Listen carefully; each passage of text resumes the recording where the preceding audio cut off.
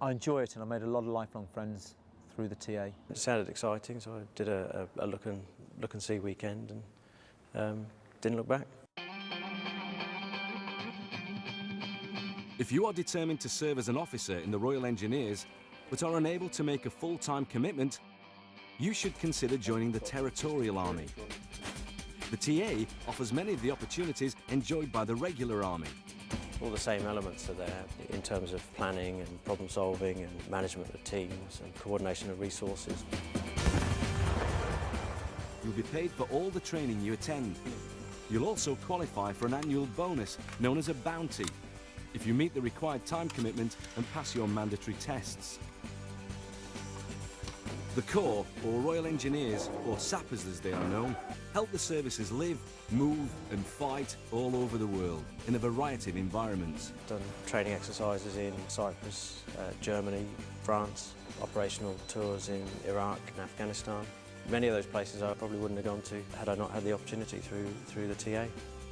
As an officer, you'll be leading a team of highly trained and motivated soldiers. I enjoy it, and I made a lot of lifelong friends through the TA. You and your troops will provide intimate military engineering support, from bomb disposal to bridging, demolitions and basic field engineering. We appreciate you'll have work and family commitments, so there's plenty of flexibility to enable you to fulfill your role effectively, as thousands of Royal Engineers TA officers and soldiers are currently doing. Most of your training will take place during weekly training nights, or over weekends, or on a 2-week summer camp once a year. Your minimum commitment is 27 days a year.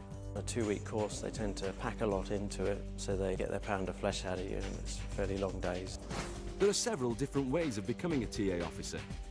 You can join as a TA Potential Officer, a TA Sponsored Officer Cadet, or via the Direct Entry Scheme. Your local careers office or TA centre will be able to offer you more guidance as to which method suits you best. Whichever route you take, your first step is to pass the Army Officer Selection Board at Westbury.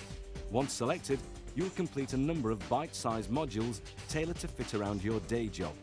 Even if they need to work on a weekend, the TA is very understanding and are flexible around this. Work obviously must always come first. As an officer first and foremost, your first taste of life in the Royal Engineers will be the same as it is for any officer joining the Army.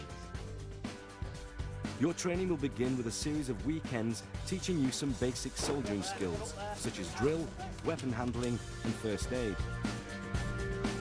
Unless you have already completed basic training through UOTC, you will attend a 2-week basic training camp at an Army training regiment.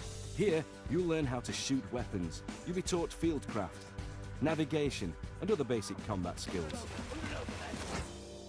You'll then attend the 3-week commissioning course at Sandhurst and pass out as a commissioned officer. It gives you quite an enormous sense of achievement and satisfaction, but with that there is the weight of responsibility, be it tasks, people, equipment. It's quite rewarding and quite satisfying. Once you've been commissioned, your first step is to do some basic field engineering modules to prepare you for your Troop Commander's course. Here, you will learn about a variety of hand and power tools and carry out simple engineering tasks.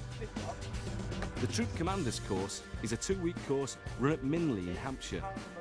The course teaches the principles of military engineering and all the essential skills required to be a successful Sapper officer, such as bridge reconnaissance, demolitions and water supply. Being a TA officer is an excellent way to develop advanced skills you might not acquire in civilian life. There's a lot of skills that you take away from the TA and bring them back into the workplace, and I found myself much more able to cope because of the skill sets the TA have given me.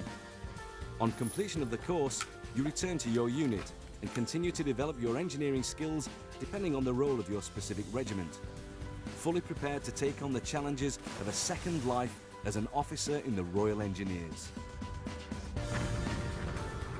The good things in the TA are very hard to describe. It's being willing to give up your time to provide a service for the country.